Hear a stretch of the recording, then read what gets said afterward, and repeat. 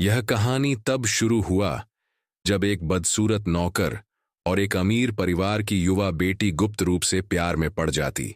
हालांकि वे सिर्फ बच्चे थे, उन्होंने हर एक पल को आनंद से गुजारा जो वे साथ बिता सकते थे। लेकिन उनकी खुशी लंबे समय तक नहीं चली।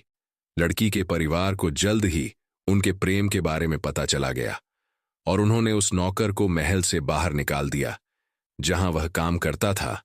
उन्होंने उस गरीब लड़के को ठंड के मौसम में एक ठंडे जंगल में छोड़ दिया।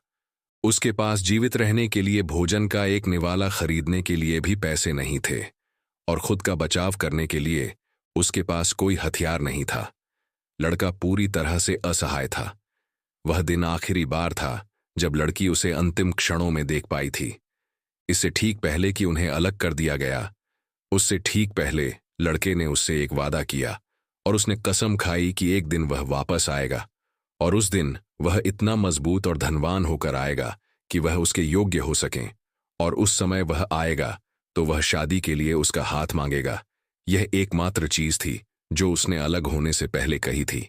बाद में उस लड़के को लोगों ने उसे अराजकता की राक्षस तलवार कहना शुरू कर दिया। उसका नाम सुनना ही लोगों को डर से कांपने के लिए काफी था। यह इससे भी बदतर था।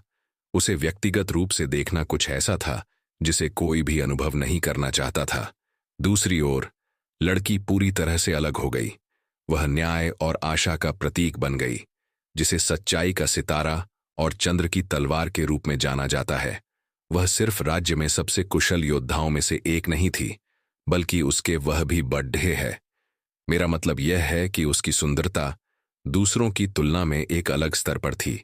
उसका रूप इतना सुंदर और आकर्षक था कि जिसने भी उसका चेहरा और शरीर देखा वह पहली नजर में प्यार में पड़ गया। लेकिन अजीब बात यह है कि 15 साल बाद भी वह बचपन के उस लड़के के प्रति वफादार रही है, बिना यह जाने कि वह जीवित है या नहीं। वह उसका वादा नहीं भूली थी और इसीलिए उसने किसी भी पुरुष को अपने करीब आने से मना कर दिया था। यह से कहानी की शुरुआत होती है। लेकिन चीजें वास्तव में तब दिलचस्प हो जाती हैं जब दृश्य वर्तमान समय में बदल जाता है। यह एक हलचल भरे सराय में जाती। वह जगह लोगों से भरी हुई थी जो खुशी खुशी अपनी उपलब्धियों और रोमांच के बारे में बातें कर रहे थे। एक कोने में एक युवक चुपचाप बैठा था और भीड़ की तरफ देख रहा था और सोच रहा था कि क्या यह छोटी सी सराय वास्तव में व्यापारियों और यात्रियों के लिए प्रसिद्ध केंद्र है। उसने एक युवक जू यून के बारे में सुना था। वह एक योद्धा था जिसके पास एक भाला था जिसे वह सावधानी से लपेट कर रखता था। वह इस स्थान पर सुरक्षित रूप से पहुंचने से बहुत ही अच्छा महसूस कर रहा था और यहां तक कि वह खुश भी था क्योंकि स्थानीय लोगों ने उसके साथ बहुत दयालुता से व्यवहार किया था और कोई भी उसे रोक नहीं सकता था। वास्तव में कोई भी उसे रोकना नहीं चाहता था। हालांकि उस समूह में एक गंजे आदमी ने उसे एक गंभीर चेतावनी दी। उसने उसे जू यून से कहा कि स्वाभाविक रूप से क्षेत्र में घूमते समय वास्तव में सावधान रहना चाहिए। जे यून यह सुनकर उत्सुक था और उसने पूछा कि उसके कहने क्या मतलब है। उसके चेहरे पर एक डरावनी नजर के साथ उसको समझाया।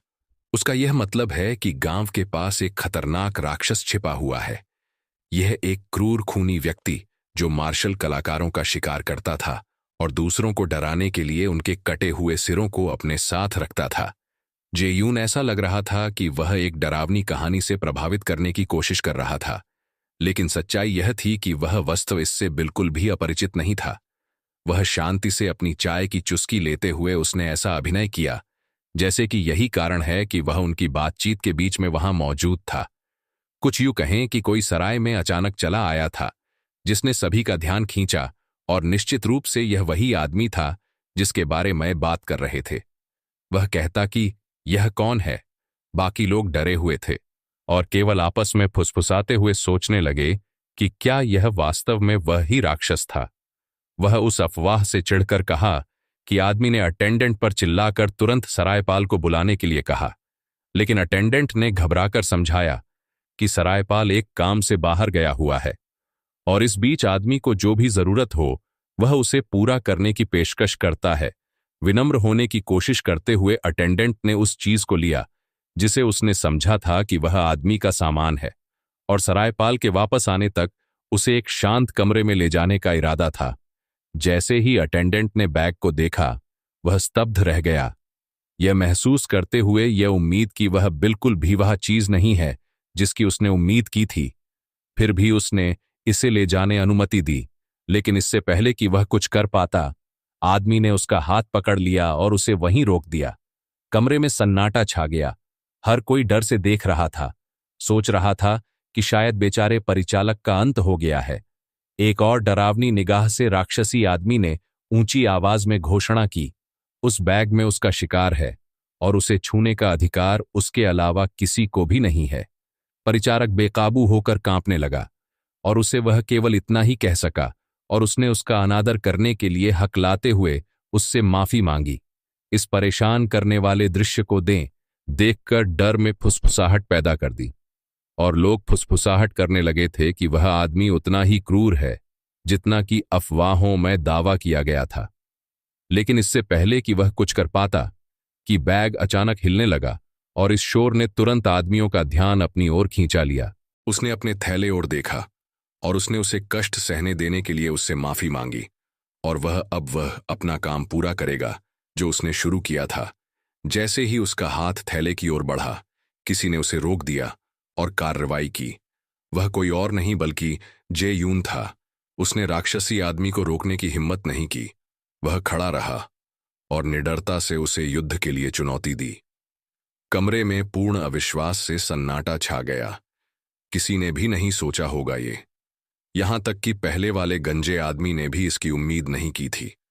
हर कोई सवाल कर रहा था कि क्या जे यून ने अपना दिमाग खो दिया है या वह अचानक पागल हो गया है। उसके चेहरे पर नए घाव के साथ राक्षसी आदमी जे यून की ओर मुड़ा। उसके होंठ एक मजाकिया मुस्कान में मुड़ गए। उसके स्वर में तिरस्कार टपक रहा था, जैसे कि वह उसके खिलाफ हो। जे यून अभी भी आत्मविश्वास से भरा हुआ था। साहसपूर्वक घोषणा के लिए वह तैयार है। मार्शल दुनिया के सबसे बड़े दुश्मन का सामना करने के लिए। वह इतनी जोर से हंसा कि हंसी माइल्स तक गूंज उठी, और फिर एक मुस्कुराहट के साथ उसने कुछ ऐसा कहा जिससे उसने जे यून का ध्यान अपनी ओर खींचा लिया। बाद में उस आदमी ने पूछा कि जे यून क्यों मानता है कि वह मार्शल दुनिया का तथाकथित सबसे बड़ा दुश्मन था, लेकिन जे यून के जवाब देने से पहले ही आदमी ने इसे टाल दिया, जैसे कि वह पहले से ही जवाब जानता हो। एक गहरी सांस छोड़ते हुए आदमी ने समझाना शुरू किया कि केवल जे यून ही नहीं बल्कि बाकी सभी ने उसके बारे में सब कुछ गलत समझा था। हालांकि उसके वाक्य पूरे होने से पहले ही जे यून ने उसे बीच में रोक दिया और उसका मजाक उड़ाया हुए यह स्पष्ट किया था कि जे यून का मानना था कि वह आदमी लड़ाई से बचने के लिए बस बहाने बनाने की कोशिश कर रहा है। एक जोर की आवाज के साथ जे यून ने एक बार फिर से अपने भाले को जमीन पर पटक दिया और घोषणा की, वह उसे खोजने और उससे लड़ने के लिए केवल ही वह इतनी दूर आया था। उसने यह स्पष्ट कर दिया कि कोई बहाना स्वीकार नहीं किया जाएगा। उसने मुझे यह कहा कि बताओ कि तुम भागने की योजना तो नहीं बना रहे हो ना। इससे पहले कि जू यून अपने प्रतिद्वंद्वी से जवाब पा सके, उसके चारों ओर की भीड़ ने उस पर चिल्लाना शुरू कर दिया और पूछा कि क्या वह पूरी तरह से पागल हो गया है। उन सभी ने यह स्पष्ट कर दिया कि जो उसके सामने खड़ा वह राक्षस उस तरह का आदमी नहीं था जो कभी लड़ाई से पीछे हटेगा। उसके जैसा कोई भी व्यक्ति सिर्फ जे यून का सामना करने से बचने के लिए भाग नहीं सकता था। हर किसी की नजरों में यह बुरा और निर्दयी आदमी है जिसने इस बात की परवाह नहीं की है उसका प्रतिद्वंद्वी दुष्ट है। वह अच्छा काम हो या बुरा काम हो, वह जीतने के लिए कुछ भी करने को तैयार है। उसके पास जेयान जैसे बच्चे से लड़ने से बचने का कोई कारण नहीं है। भीड़ ने बेवकूफ दिखने वाले उस लड़के को चेतावनी दी और उसको उसकी बातों को व्यक्त करने से रोकने की कोशिश की, और व्यावहारिक रूप से उससे पुनर्विचार करने की भीख मांग रहे थे, क्योंकि वे आश्वस्त थे कि जुआन सीधे मौत के मुंह में जा रहा है, यह जानते हुए भी कि इस आदमी से लड़ना आत्महत्या के समान था। लेकिन जान वह पीछे हटने को तैयार नहीं था। उसने शपथ ली थी कि कोई भी चुनौती हो या कोई डर उसके संकल्प को हिला नहीं सकता था। वह इस दुनिया में सबसे महान बनना चाहता है, और वह ऐसा करने के लिए उसे अच्छी तरह से वह जानता है कि उसे उस क्रूर राक्षसी को हारना होगा वह आदमी हमारा नायक को देख रहा था। वह नौकर जो अभी तक जीवित है। वह अजीब बातता है कि वह लड़ाई के लिए बिल्कुल भी तैयारी नहीं है, लेकिन वास्तव में वह कुछ समय खरीदना चाहता था ताकि वह इस द्वंद्व युद्ध से भागने का तरीका खोजने की कोशिश कर रहा था। हमारे लड़के का नाम युल है और वह केवल अपना शिकार बेचने के लिए यहां आया था।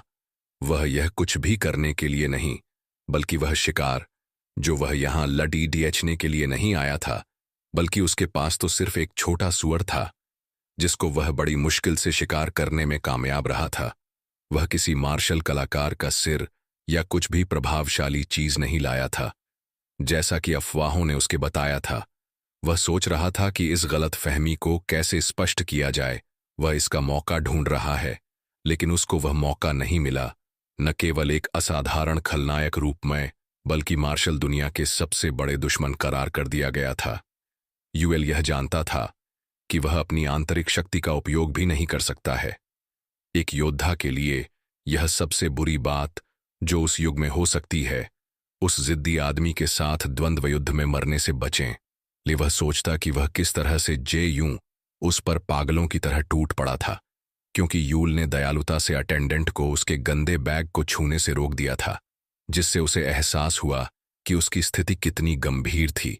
यूएल वास्तव में इतनी आसानी से मरना नहीं चाहता था, विशेष रूप से उससे कुछ अच्छे दिखने वाले लड़के के साथ द्वंद्व युद्ध में वह नहीं मरना चाहता था। लड़के के पास भी सपने थे और उसे कुछ वादे भी निभाने थे जो उसे पूरा होने से पहले मरने नहीं दे सकते थे। उसके भाग्य की बात करें तो वह एक अजीब समय था। उसको समझना मुश्किल है, क्योंकि उसी समय लड़की यूं सोच रही थी और वह गलती से उसी गांव में प्रवेश कर गई थी जिसमें वह शोरगुल और उपद्रव हो रहा था। जे यान अराजकता की राक्षस तलवार को बाहर आने के लिए चिल्लाकर कहां कर रहा था। जल्दी ही उसका ध्यान आकर्षित हुआ, क्योंकि उसने भी उस तथाकथित अराजकता की राक्षस तलवार के बारे में सुना था। वह सभी अफवाहें सुन अराजकता की दानव तलवार के बारे में जानती थी। वह उसके आकर्षक लाल आंखें जो उसके गुलाबी और चांदी के बालों से पूरी तरह मेल खाती थीं, और निश्चित रूप से उसकी छाती के विशाल आकार ने जे यून के दिल को धड़कने से रोक दिया था, जिससे वह शर्मसार हो गया, ठीक वैसे ही जैसे उनके आसपास के सभी लोग हो गए थे। इससे पहले कि वह कुछ कह पाता, उसके पीछे से दूसरे आदमी की आवाज उस पर टूट गई।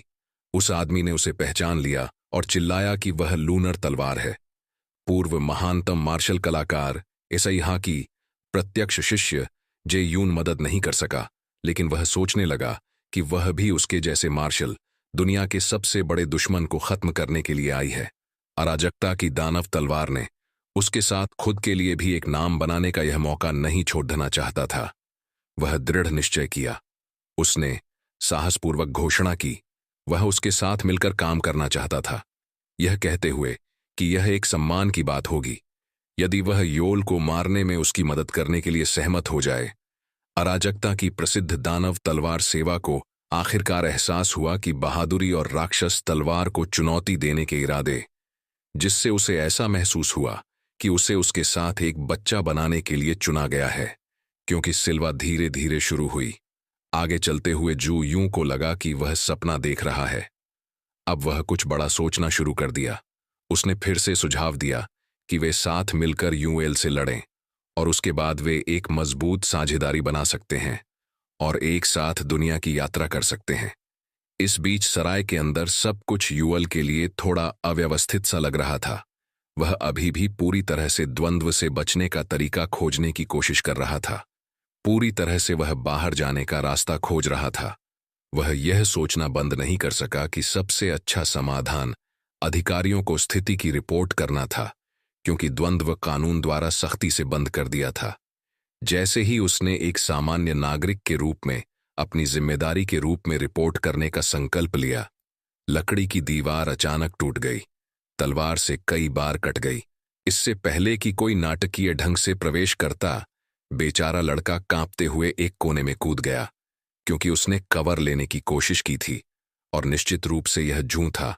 उसे देखकर योल पूरी तरह से डर गया और चिल्ला उठा। उसे यकीन हो रहा था कि उसका जीवन खत्म होने वाला है।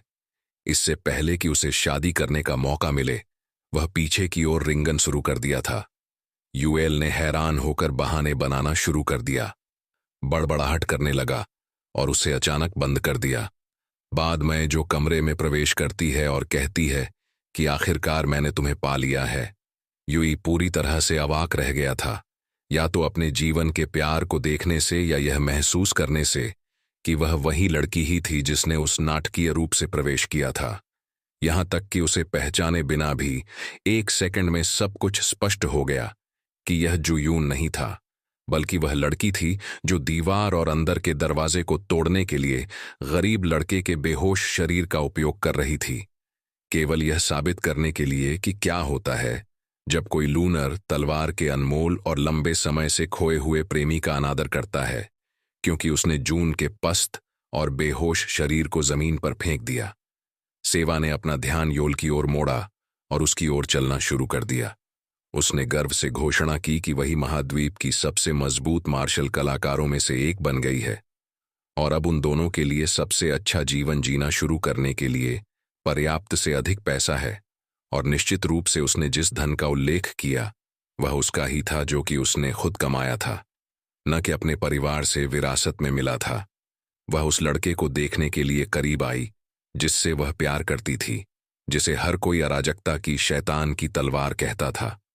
वह न तो घृणित शीर्षक और न ही उसकी वर्तमान दयनीय स्थिति उसके लिए उसकी भावनाओं को बिना किसी हिचकिचाहट के साथ बदल सकती थी। सेवा उसकी आंखों में देखा और उससे साहसपूर्वक विवाह करने के लिए कहा, यह कहते हुए कि अब कोई भी चीज या कोई भी व्यक्ति नहीं है जो उसको शादी को रोक सकता है। इसके विपरीत जो बाहर के लोगों ने कल्पना की थी कि 2 सुपरनोवा के विस्फोटक टकराव की तरह होगा, सबसे महान नायक चंद्र तलवार और सबसे खूंखार खलनायक शैतान तलवार। लड़के के आराम कक्ष के अंदर सब कुछ आश्चर्यजनक रूप से शांत था। लड़का थोड़ा अनजान होने के कारण वास्तव में ऐसे ही को नहीं पहचान पाया। वह यहां तक कि वादा याद दिलाने के बाद भी वह उसे चुपचाप देखता रहा। फिर अचानक उसके पीछे एक दरवाजे की ओर इशारा किया और कहा कि तुम अराजकता की राक्षसी तलवार की तलाश कर रहे हो। वह अभी कमरे से बाहर चला गया, लेकिन तुमने खुद महसूस किया कि उसके चेहरे पर हर जगह वांटेड पोस्टर लगे हुए थे, कि उसकी यह बेकार की चाल काम नहीं करने वाली थी, क्योंकि उसे उससे कोई जवाब नहीं मिला था। उसने सोचा कि यह मौका लेना और भाग जाना सबसे अच्छा होगा, लेकिन उसने उसका हाथ धीरे से उसके गाल पर रख दिया। इस इशारे ने उसे वह तरीका याद दिला दिया जिस तरह से वह अपना स्नेह प्रकट करता था। भावना का हाथ, भले ही वह मार्गदर्शन करने वाली थी, उसे देखकर वह शर्मा गई जैसे वह पहले करती थी। तभी उसने धीरे से उससे अपना नाम फिर से पुकारने के लिए कहा। अंततः अनजान और भुलक्कड़ आदमी को एहसास होने लगा कि वह किससे कह रही है। क्या आप महिला सील हैं? अचानक उनके गुप्त प्रेम की सुखद यादें याद आती हैं। वह उसके पास आ गईं, जैसे कोई सालों पहले वह अमीर हाथों में बेचा गया था। अकाल के दौरान एक गुलाम के रूप में परिवार की उसने कभी भी उम्मीद नहीं की थी। वह एक अकेली थी जो उसके साथ दयालुता से व्यवहार किया था। वह अकेले परिवार की सबसे छोटी बेटी से इस तरह प्यार किया जाएगा। उसे अचानक एहसास हुआ कि वह उन दिनों को वह कितना याद करता है। वह आखिरी चीज थी जो उसे वास्तविकता में वापस आने से पहले याद थी।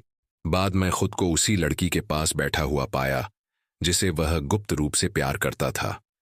लेकिन अब एक निजी कमरे में जब उसने उसे चुपचाप उसको देखा तो उसने महसूस किया कि वह सिर्फ एक अच्छी तरह से विकसित महिला नहीं बन गई थी, बल्कि वह पहले से कहीं ज्यादा सुंदर हो गई थी, किसी से भी ज्यादा जिसे उसने कभी जाना और देखा था।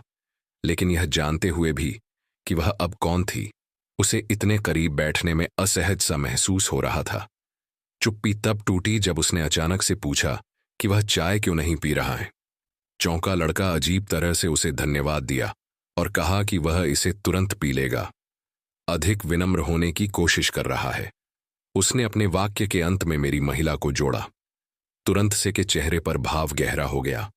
उसने उसे फिर से एक अजनबी लड़के ने इसे आजमाने का फैसला किया और एक कदम आगे बढ़ा। वह शर्मा गया और उसकी आंखों में देखने में शर्मिंदा हुआ। उसने धीरे से सील का नाम लिया और उससे कहा कि वह उसे फिर से देखकर खुश है। यह सरल वाक्य उसके चेहरे को रोशन करने के लिए पर्याप्त था। उसे उस हंसमुख लड़की में बदल दिया जिसे वह याद करता था। उसने मुस्कुराते हुए जवाब दिया कि वह उसे फिर से देखकर और भी खुश थी। उसका सुंदर चेहरा और जिस तरह से उसने प्रतिक्रिया की, उसने लड़के के लिए अपने भटकते विचारों को नियंत्रित करना शुरू कर दिया। वह खुद को विचलित करना और अपनी जंगली कल्पना को शांत करना लगभग असंभव बना गया था। यूं ने जल्दी से सील की तलवार की ओर इशारा किया और पूछा कि क्या वह वास्तव में एक मार्शल कलाकार बन गई है। हालांकि उसने पहले कई बार कहा था। उसने गर्व से दोहराया कि उसने अविश्वसनीय रूप से कड़ी मेहनत की है और वह सबसे महान मार्शल कलाकारों में से एक बन गई है। और उसने कहा कि वह सारी मेहनत उसके लिए थी जिसे वह प्यार करती थी। यूं ने स्पष्ट रूप से ऐसा अभिनय नहीं किया जैसे कि उसने अपना वादा याद रखा था, लेकिन पिछली बार जब वे मिले थे तब की उसकी छवि यह चिल्ला रही थी कि वह किसी दिन उससे शादी करने के योग्य, मजबूत और धनवान बन गया। दूसरी ओर सील ने मान लिया कि वह भी उसकी तरह उस वादे को कभी नहीं भूला था, और उसकी अति प्रतिक्रिया यह देखने के कारण थी कि उसे भी यह याद था। फिर लड़की ने बताया कि कैसे वह अराजकता की राक्षस तलवार के बारे में अफवाहों को सुनने के बाद उसे खोजने में कामयाब रही। उसके प्रसिद्ध शीर्षक को सुनकर लड़के को झटका लगा, यह जानकर कि शायद उसके पास इस बारे में सवाल करने और उसे चिढ़ाने की योजना थी। लेकिन सील ने इसे सीधे नहीं उठाया।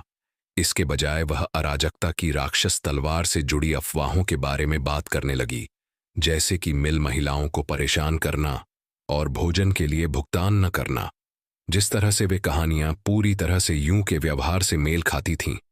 जब वह गुलाम था तो उसे एहसास हुआ कि जिस भयभीत व्यक्ति के बारे में हर कोई बात करता था, वह वही लड़का था जिसे वह एक बार प्यार करती थी। सील ने यूं के गंदे हाथ को पकड़ लिया और दृढ़ता से घोषित किया कि उसे इस बात की परवाह नहीं है कि दुनिया उसके बारे में क्या सोचती है। उसके लिए यह मायने नहीं रखता। शादीशुदा था, लेकिन वह इसे पूरी तरह से टालने के लिए बहाने भी बना रहा था।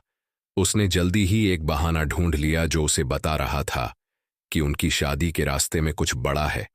एक बहुत बड़ा कर्ज उसे बांध रहा था और पहली बार वह पूरी तरह झूठ नहीं बोल रहा था।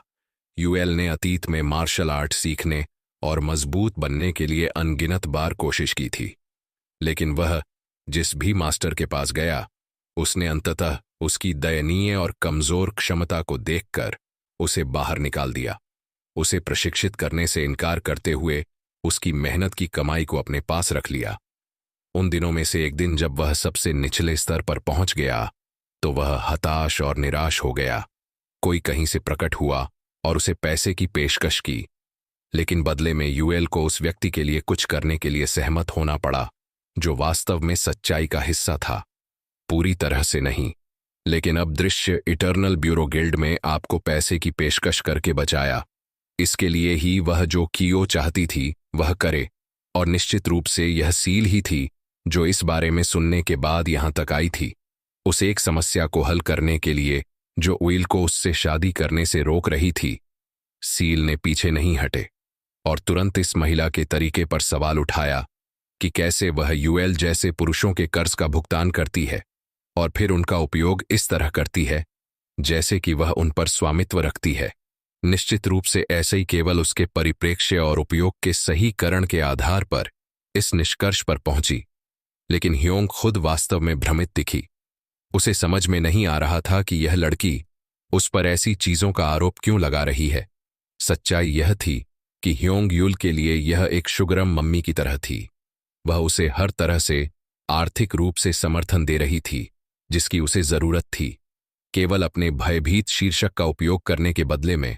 और अब यू को अपने एकमात्र समर्थक को इस अजीब गड़बड़ी में खींचने का पछतावा होने लगा था, जैसा कि उसने एक योद्धा या किसी ऐसे व्यक्ति से वादा किया था जो उसके स्तर का था।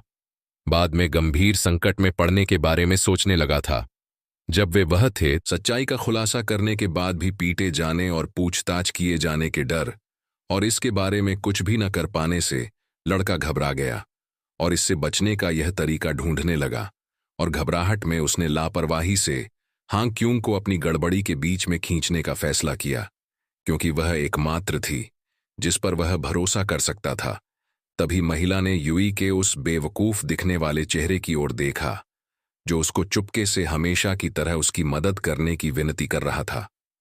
एच ने तुरंत स्थिति को समझ लिया, यह अनुमान लगाते हुए कि युल इस समस्या से छुटकारा पाने के लिए उसकी मदद चाहता है, और वह समझ गई कि वह अपने ज्ञान का उपयोग करके उसकी मदद कर सकती है।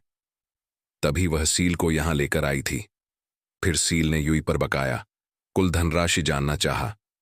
एच ने यह कहने से पहले एक पल के लिए हिचकिचाया कि वह उसे कितना कर्ज बाते, यह उसके लिए जटिल था। वह लड़के के ऋण के लिए कुछ हास्यास्पद रूप से उच्च संख्या बताना चाहती थी। उसके पास कोई मौका न हो कि वह सालों इतनी बड़ी रकम जुटा पाए, खासकर उसके जैसे किसी के लिए। अगर वह कोशिश भी करे तो उसे यह सब इकट्ठा करने में सालों का समय लग जाएगा। तब तक वह खुद के लिए समय खरीद सके और शायद वह भागने का कोई रास्ता भी ढूंढ सके। उसने उसके ऊपर 10,000 का कर्जा बताया। उसने सोचा कि वह इतना बड़ा कर्जा नहीं दे पाएगी, लेकिन सभी को चौंकाते हुए सील ने अचानक कहीं से उसने एक बड़ा बैग निकाला, जो सोने के सिक्कों से भरा हुआ था, जो यूएल के कर्ज को चुकाने के लिए पर्याप्त था। योल और हांग दोनों हैरान रह गए। उनकी आंखें चौड़ी हो गईं, क्योंकि वे सोच रहे थे कि आखिर लड़की को वह बड़ा बैग कहां से मिला। इसलिए अचानक यू की पूरी योजना पूरी तरह से ध्वस्त हो गई, और उसकी निराश उसके चेहरे दिखाई दी, जो सील द्वारा अनदेखी नहीं रही। हालांकि लडच के मान लिया कि वह शर्मिंदगी महसूस कर रही होंगी, क्योंकि वह उसके जैसे किसी व्यक्ति का कर्ज चुका रही है। उसकी प्रतिक्रिया को देखकर परेशान या निराश होने के बजाय ऐसे ही ने उसे दिलासा देने की कोशिश की। उसने उसे धीरे से आश्वस्त करते हुए कहा कि उसका धन भी उसी का है, क्योंकि शादी के बाद वे साथ ही रहने वाले हैं। यह बात लड़के को सीधे तीर की तरह, यह बात उसके दिल पर लगी। यह बात उसे गहरा घाव दिया और उसे अपने पुराने फैसले पर पुनर्विचार करने के लिए मजबूर कर दिया। दूसरी ओर हैंक क्यूंग अभी भी स्तब्ध थी, क्योंकि वह अपनी सोच से ज्यादा सोने के सिक्कों के ढेर को देख रही थी। वह सोच रही थी कि यह वास्तव में उससे कहीं अधिक है जो उसने मांगा था। लेकिन जैसे ही उसने युल की ओर देखा, उसने महसूस किया कि उसे एक अनचाहे विवाह में घसीटा जा रहा है। उसने सोचा कि अगर वह सील को निराश महसूस कराना चाहती है तो उसे अपने दिमाग में कोई तरकीब सोचनी होगी जिससे वह उसे पीछे हटा सके। उसके मन में एक विचार आया तो उसे एक कदम और आगे ले जाने की जरूरत है। बाद में एच धीरे धीरे अपने पैरों पर खड़ी हुई। उसकी आंखों में एक शरारती चमक आ गई थी और वह अचानक चिल्लाई, और कहाँ की, रुको, सील और यूहल बस जाने ही वाले थे। लेकिन एचके की आवाज सुनकर सील वापस लौट आई। उसे उम्मीद थी कि वह और अधिक पैसों की मांग करेगी, हालांकि यह पैसे के बारे में बिल्कुल नहीं था। एच युल की ओर बढ़ा और बिना किसी चेतावनी के उसने युल को अपनी बाहों में कसकर लपेट लिया। ऐसा लग रहा था जैसे कि या तो वह नाटक कर रही थी या शायद वह उनके वास्तविक रिश्ते की सच्चाई का खुलासा कर रही थी, और असली कारण यही था कि वह उसके रहने खर्चों का भुगतान कर रही थी। यहां तक कि युल खुद भी एच के इस साहसिक कदम से हैरान था। यह देख सील की आंखें सदमे से सफेद हो गईं और निश्चित रूप से अविश्वास से चौड़ी हो गईं। केवल इस दृश्य को देखने से पहले उसने उसे एक पल के लिए अनदेखा कर दिया, और वह एच युल के कान की तरफ झुकी और फुसफुसाया, घबराओ मत, मैं तुम्हारे लिए इस लड़की को संभाल लूंगी। लेकिन चीजें उस तरह नहीं हुईं जैसी उसने उम्मीद की थी। सील इस मामले को इतनी आसानी से जाने नहीं देने का फैसला किया। उसकी यह प्रतिक्रिया अचानक और तेज हो गई। फिर पहले तो उसके हाथ में चमकती तलवार दिखाई दी, और फिर उसका पूरा शरीर पर जंगल में कड़कती बिजली की तरह ढक गया। उसने हैंक क्योंग को घूर कर देखा। उसकी आवाज तीखी और जानलेवा थी, और उसने मांग की वह उससे दूर रहे या फिर भयानक परिणाम भुगताने के लिए तैयार रहे। जैसे ही उसने ने आगे चलना शुरू किया, हांग को अपने निर्णय पर पछतावा करना शुरू कर दिया, यह सोचकर कि यह बात इस बार हाथ से बहुत आगे निकल गई है।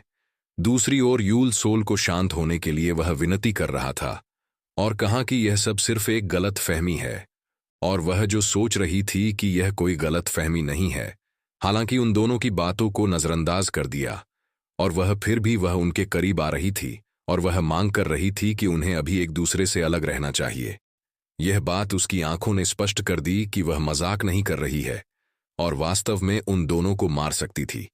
घबराहट में उसे समझाने और उससे अपनी जान बचाने की कोशिश में कहा, शांत रहो सोल, तुम मेरे लिए वास्तव में महत्वपूर्ण हो। यह एक वाक्य ने जादू की तरह काम किया, जैसे आग पर पानी डाल दिया हो। इसने उस उग्र लड़की को रुकने पर मजबूर कर दिया और धीरे धीरे अपने सामान्य स्वभाव में शांत हो गई। यह देखकर यूं को राहत की लहर महसूस हुई, यह जानकर कि वे अब सुरक्षित हैं। हालांकि वह कुछ शांत हो गई थी, लेकिन सियोल का दिल टूट गया था। बाद में यूएल सियोल को समझाने कोशिश कर रहा था कि उन दोनों के बीच कुछ भी नहीं है, लेकिन उसने उसे नजरअंदाज कर दिया और चलती रही। यूएल उसकी भावनाओं को ठेस नहीं पहुंचाना चाहता था, लेकिन एच इस बात पर बहुत खुश लग रही थी, क्योंकि उसके विचार से सब कुछ पूरी तरह से ठीक हो गया। यह सुनकर वह हैरान होकर उसकी ओर मुड़ा। उसने सोचा था कि वह इन सब से वह खुश होगा, लेकिन इसके बजाय वह दुखी था। उसका ऐसा कोई इरादा नहीं था। हैंग अपनी सीट पर वापस लौटी और एक गिल्ड लीडर और मर्चेंट के रूप में अपने अनुभवों को उसके साथ साझा करना शुरू कर दिया। उसने बताया कि यह वास्तव में सबसे शांतिपूर्ण समाधान तो नहीं था, लेकिन यह निश्चित रूप से अनचाही शादी को रोकने का सबसे प्रभावी तरीका था। केवल यही कारण था कि तुम सबसे पहले यहां आए थे। उस बात को याद दिलाए जाने पर खुश महसूस करने के बजाय वह अपराध बोध से भर गया। कुछ मिनट बाद वह अपनी सिटी में वापस आ गया है। आसपास के लोग डरे हुए थे, वो भी हमरे युल की भयानक आकृति की वजह से। वही हमरा युल अपनी दुखी भावनाओं के साथ। उसे अतीत की बातें याद आती हैं, जब वह सिर्फ एक मामूली नौकर था। तब सियोल ही थी जिसने उसके साथ बहुत ही अधिक दयालुता से व्यवहार किया था। उसे एक साधारण लड़के के रूप में नहीं देखा था, लेकिन वह उसके प्यार के योग्य नहीं था। यूएल उसकी मदद भी नहीं कर सका, लेकिन वह सब कुछ करने के बाद भी वह उनके बीच की दूरी को कम नहीं कर सका। वह उसके के साथ गर्व से खड़े होने के लिए उसने अपने सभी प्रयास किए, लेकिन कभी कुछ नहीं बदला था। उसकी दयालुता और उसका प्यार उसको हमेशा से उसको पहुंच से बाहर लगता था। लड़के ने अपना मन बना लिया था कि उसे जितनी जल्दी हो सके सियोल को ढूंढना है और उसे वह सब कुछ सच बताना था जो उसे जानने की जरूरत है। कुछ ही दूरी पर एक आदमी अपनी पत्नी को बता रहा था कि उसने अभी अभी एक महिला को सफेद बालों के साथ पूरी तरह से सफेद कपड़े पहने पहाड़ों के बीच से भागते हुए देखा था, जैसे उसने कोई भूत को देख लिया हो, और वह सीधे चट्टान के किनारे की ओर जा रही थी। यह सुनकर यूएल को तुरंत एहसास हुआ कि यह सियोल है। उसकी वजह से अपनी जिंदगी का अंत करने जा रही है। वह आदमी जिस महिला से वह बात कर रहा था, वह अचानक डर में कांपने लगी, लेकिन इसका कारण उसकी भयानक कहानी से नहीं था। यह अराजकता की राक्षसी तलवार के देखने के कारण था। युल ने धीरे धीरे उसके पति को पूछा कि उसने उस महिला को कहाँ देखा था। कुछ मिनट बाद युल उस स्थान पर था जिसका वर्णन उस आदमी ने किया था। वह हाँफ रहा था और उसकी सांस पूरी तरह से फूल रही थी। उसे यकीन नहीं था कि वह सही जगह पर है या नहीं, इसलिए उसने उसके बारे में कुछ संकेत खोजने की उम्मीद में चारों ओर देखने का फैसला किया। पहले सेकंड में उसकी नजर सियोल पर पड़ी।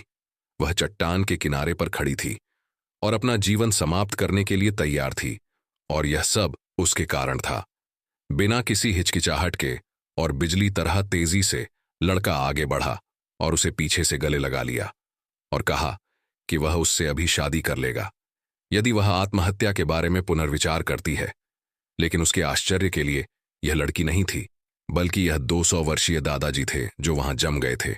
उसको पहले आश्चर्य हुआ, बाद में जल्दी ही वह शर्मिंदगी में बदल गया। बाद में उसे अफसोस हुआ कि उसने बिना उसका चेहरा जांचे कुछ नहीं क्या कर दिया था। उसे पहले ही देख लेना चाहिए था कि वह सियोल है या नहीं। उसे यूं लापरवाही से आगे बढ़ने से उसे बहुत अजीब सा महसूस हो रहा था।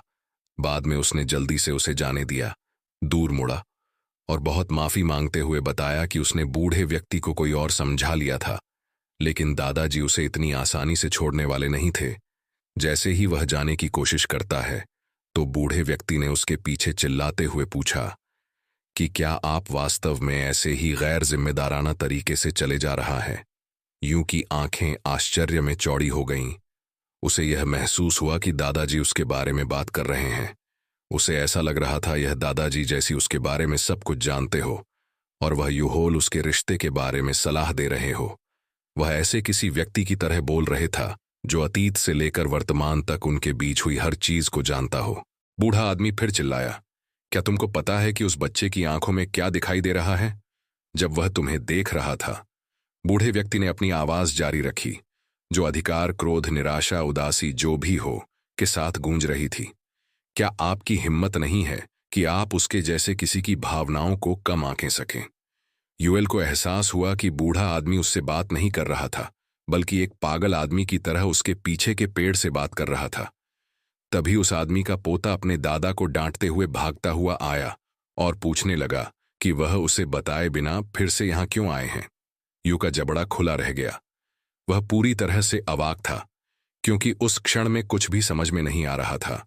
उसे बूढ़े आदमी का भाषण ऐसा लगा जैसे यह उसके लिए था, लेकिन ऐसा बिल्कुल नहीं था। जब तक युल अंततः पहाड़ से नीचे लौटा, सूरज डूब रहा था और उसे लगा जैसे उसने अपना समय पूरी तरह से बर्बाद कर दिया है। उसके दिमाग में उसे बूढ़े आदमी की बातें दिमाग में घूम रही थीं, जिससे उसे और भी बुरा लग रहा था। जब वह अंततः घर पहुंचा, उसका सिर नीचे झुका हुआ था। वह अभी भी सोच रहा था कि उसे आगे क्या करना चाहिए। वह इतना विचारों में खोया हुआ था कि उसने यह भी नहीं देखा कि सियोन उसके सामने खड़ी है। वह केवल तब अपनी सोच से बाहर आया जब उसने उसका अभिवादन किया और घर में उसका स्वागत किया। वह एक पल के लिए स्तब्ध रह गया, क्योंकि उसे लगा कि उसने उसको छोड़ दिया। उसने अविश्वास में चिल्लाते हुए पूछा कि वह यहां कब और कैसे आई। सियोन ने सहजता से बताया कि वह छोड़ने के बाद वह पूरे समय यहां थी। उसने उसके चेहरे पर ध्यान देने में देर नहीं लगाई, क्योंकि आज स्पष्ट रूप से दिख रहा था कि वह बहुत रो रही है। सियोल आश्चर्य हुआ कि उसने उसको नोटिस कर लिया था कि वह रो रही थी, लेकिन उसने इसे मना करने की कोशिश की। फिर भी यह ऐसा कुछ नहीं था जिसे वह छिपा सकती थी। लड़का और अधिक जिद्दी हो गया, यह जानते हुए कि आज जो क्या हुआ उसने उसे कैसे उसकी भावनाओं को ठेस पहुंचा था। उसने निश्चय किया कि वह अपने और हैंक क्योंग के बारे में सब कुछ समझाने का फैसला किया, यह स्पष्ट करते हुए कि यह सब एक गलत फहमी थी। हालांकि सियोल ने यह सच्चाई पहले ही पता लगा ली थी। वह जानती थी उनके बीच कोई प्यार या ऐसा कुछ नहीं था जो इसे धोखा दे। लेकिन तथ्य यह है कि वह उससे शादी करने से बचने के लिए इतनी दूर चला गया। यही बात उसे वास्तव में चोट पहुंचा रही थी और उसे दुखी और निश्चित रूप से क्रोधित कर रही थी। जब युल ने यह सुना तो वह स्तब्ध रह गया। उसे एहसास हुआ कि वह पहले से ही सब कुछ जानती थी। बाद में फिर बूढ़े आदमी के शब्द उसके दिमाग में गूंज। उसने उससे कहा कि वह अब उसे परेशान नहीं करेगी और तुरंत चली जाएगी, लेकिन युल उसे जाने नहीं दे रहा था। उसने उसके कंधों पर हाथ रखकर उसे वहीं रोक दिया। सियोल के निराश चेहरे पर तुरंत आश्चर्य का भाव आ गया था, जब अचानक उसने कहा कि नहीं, ऐसा नहीं है। सियोल, वह कुछ मीठी और उचित बात की उम्मीद कर रही थी, जिसमें वह बताए कि वे शादी क्यों नहीं कर सकते हैं। इसके बजाय उसे आश्चर्य हुआ। यूएल ने चिल्लाना शुरू कर दिया, यह स्वीकार करते हुए कि उसकी औसत आय केवल 200 येन प्रति माह है, यह बताते हुए कि इतनी कम राशि उसके अपने पेट को भरने के लिए भी पर्याप्त नहीं है। वह उसका ध्यान कैसे रखेगा? ऐसा लगता है कि यही वास्तविक कारण था कि वह अब भी उससे शादी नहीं कर सकता था। सियोल ने असमंजस में पलकें झपकाईं। सभी को इसकी उम्मीद थी। यूल अब खुद को रोक नहीं सका। उसने जर्जर घर की ओर इशारा किया और कबूल किया कि वह इसे केवल एक परिचित के माध्यम से किराए पर ले पाया है। हाँ, क्यों की मदद के बिना वह सड़कों पर नग्न सो रहा होता। उसने सब कुछ स्पष्ट कर दिया। उसने बताया कि यह गलत फहमियों पर आधारित कहानियां हैं। उसने बताया कि उसने कोई ऐसा कार्य नहीं किया जो उसको राक्षस तलवार कहलाने के योग्य कोई कुशल या अद्भुत योद्धा कहा सके। उसने यह सब कुछ होने के बावजूद खुद से किया, वादा भी पूरा नहीं किया। युल सियोल को खोना नहीं चाहता है। उसका विश्वास तोड़ने के बाद भी उसने उसकी आंखों में देखा और पूछा कि क्या वह अब भी उसको एक और मौका देगी, जैसे उसने पहले दिया था जब वह उससे बिना किसी शर्त के प्यार करती थी। उसने कहा कि वह सब कुछ करेगा जिससे वह मजबूत और अमीर बन सके, वह आदमी बन सके जिसकी वह हकदार है, जैसा उसने वादा किया था। फिर बिना सोचे यू ने अचानक उसे गले से लगा लिया और कहा कि वह उसके भविष्य के लिए गंभीर है। यह सुनकर सियोल स्तब्ध रह गई।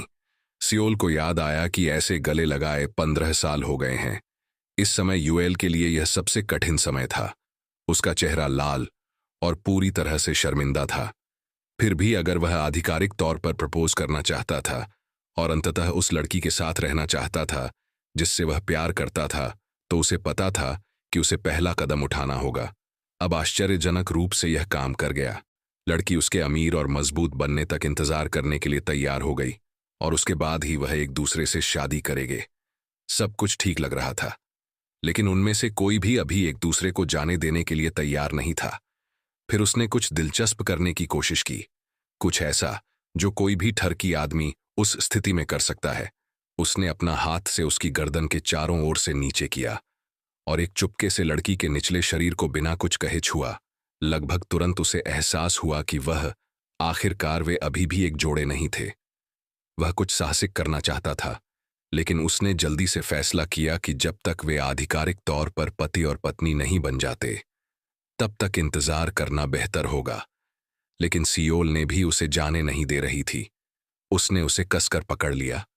उसकी पकड़ मजबूत थी, लगभग उस पर अधिकार जताते हुए।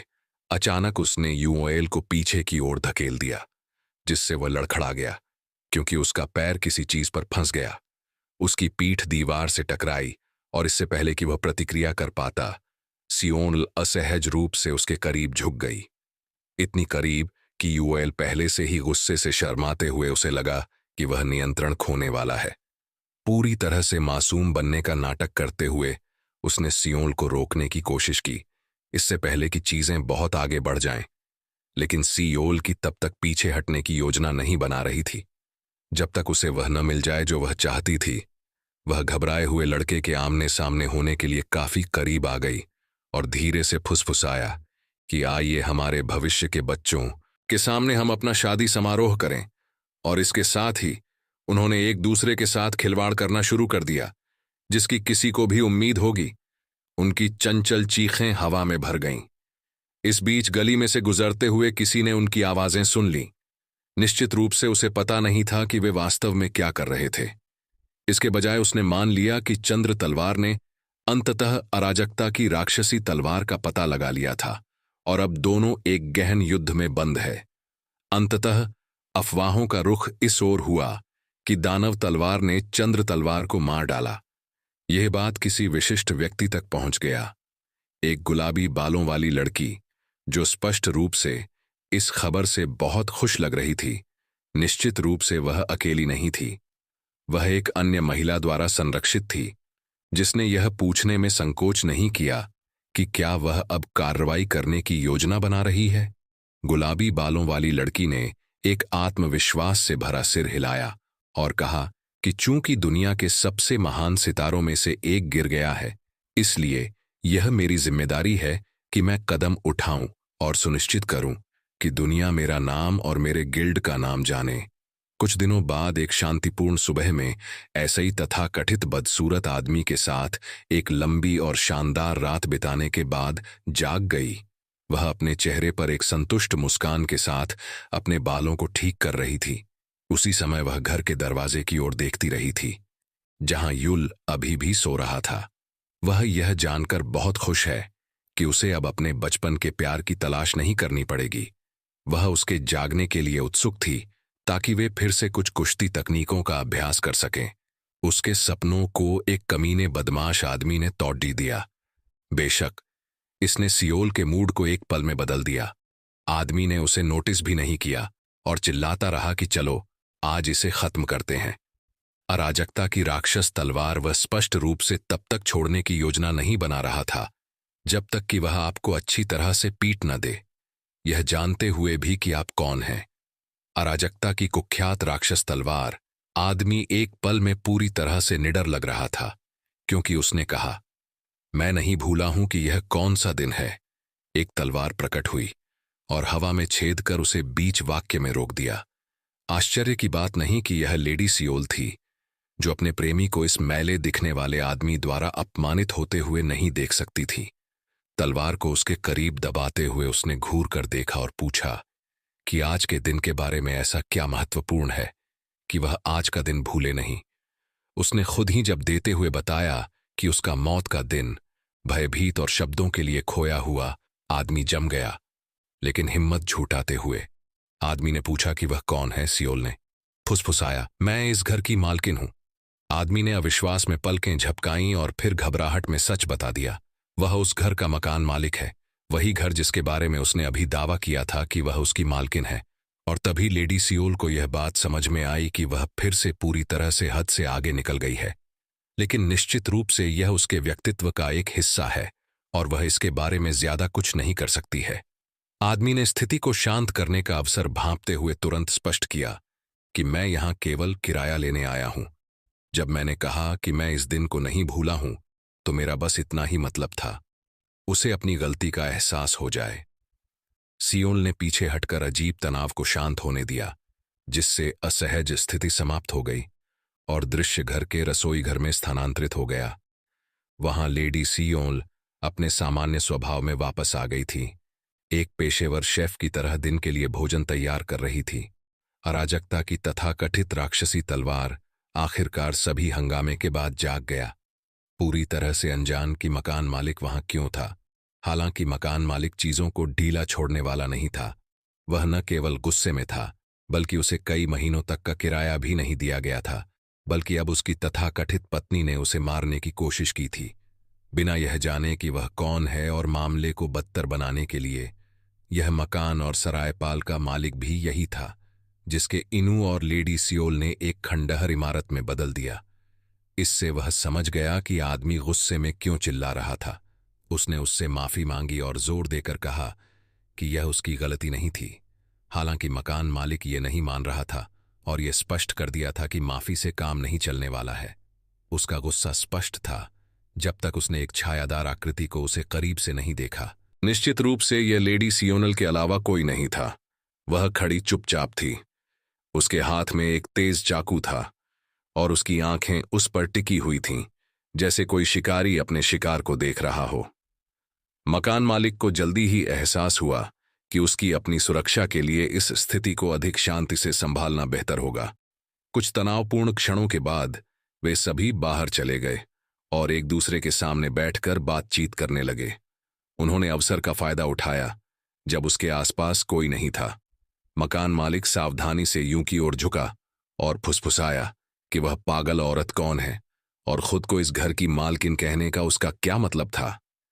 पहले तो यूं अचानक पूछे गए सवाल से हैरान रह गया, लेकिन उसने जल्दी से जवाब दे दिया। लेकिन पहले अपने आप को संभाला और आत्मविश्वास से समझाया कि यह वही महिला है जिसका उसने पहले उल्लेख किया था। उसे उसकी बातों पर यकीन नहीं हो कि वह वही लड़की थी जिसने उससे भविष्य में शादी करने का वादा किया था।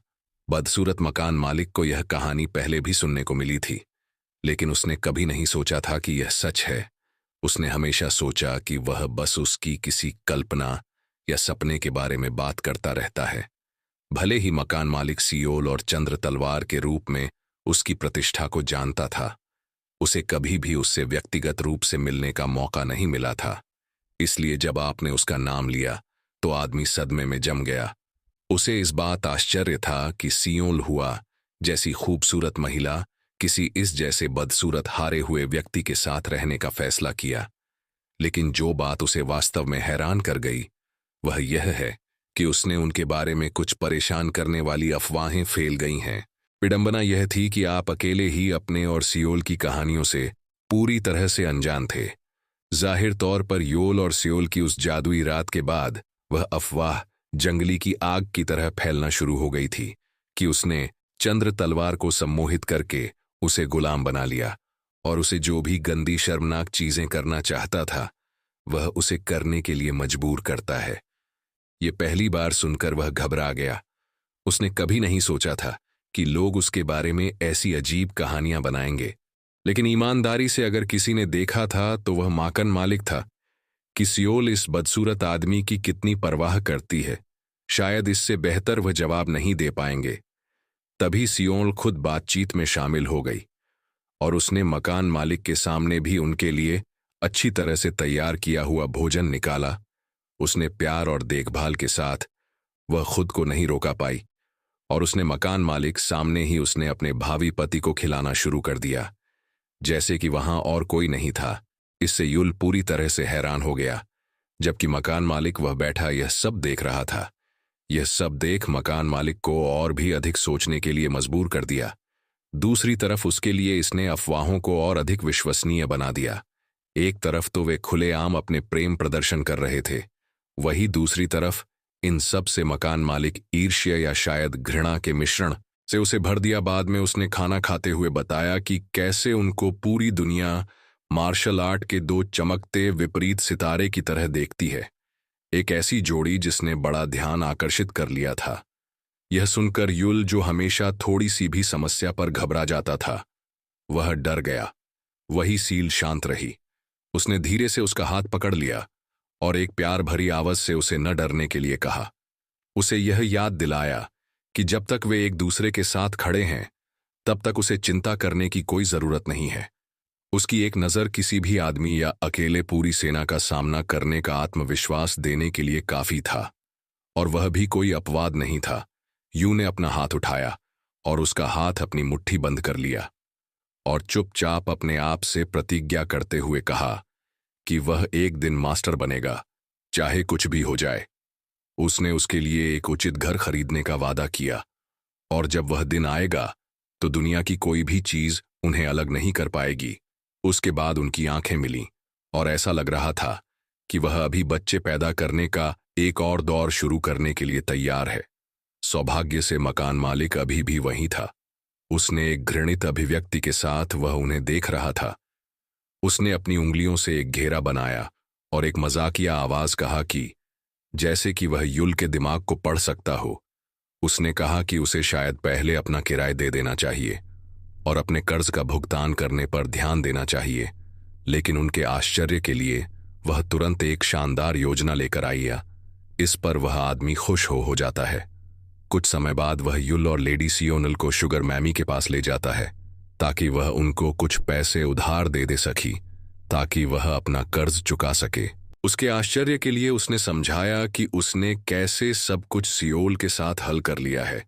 इस पर शुगर मोमी ने सियोल ने जो सोने का बैग दिया था उसे उसने निसंकोच वापस कर दिया। सियोनल के सोने को वापस करने में उसने संकोच भी नहीं किया। यह कुछ ऐसा था जिसकी उसने कभी उम्मीद नहीं की थी। उन्होंने मकान मालिक को लंबे समय तक इंतजार नहीं कराया और जल्दी ही वापिस आ गए। आदमी का उत्साह और भी बढ़ गया जब उसने देखा कि वे कितना सोना लाए थे। यह उसके लिए काफी लुभावना था कि वह सोने के बदले में अपना जर्जर घर उनको दे रहा था। हालांकि युल ने यह प्रस्ताव तुरंत ठुकरा दिया। वह यहां जानता था कि उसका घर इतना महंगा नहीं है और वह बाद में के लिए भी पैसे बचाना चाहता है। इसके अलावा यह पैसे सियोल के थे, ना कि उसके। वह इस पैसे को इस तरह बर्बाद नहीं कर सकता है। यह सुनकर सियोल ने युल का हाथ पकड़ लिया, अपना सिर उसकी छाती पर रख दिया और धीरे से उसे याद दिलाया कि यह सोना उन दोनों का है। वे दोनों मकान मालिक की परवाह किए बिना वे अपनी शरारती हरकतों को जारी रखते हुए अपने घर की ओर बढ़े। मकान मालिक ने ऐसा दिखावा करने की कोशिश की जैसे इससे उसको कोई परेशानी नहीं है।